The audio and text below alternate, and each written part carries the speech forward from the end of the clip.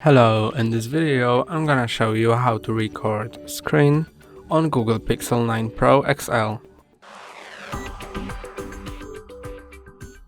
To record screen, slide down from the top of your screen, then slide down again, and then search for screen record.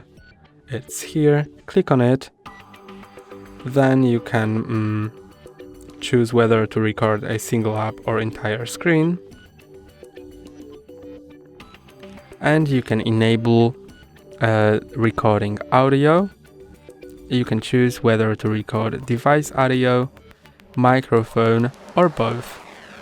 I'm gonna choose only device audio, and I'm gonna choose a single app. Start recording, and now choose an app you want to record. I'm gonna record Google Chrome, and this is the counter that starts counting. Now it started recording. Okay, let's just click here, no thanks. And now when I go to HardReset.Info,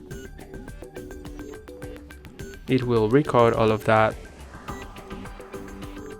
The recording is saved. You can see here that it's saved. That's all for today. Don't forget to like and subscribe. See you next time.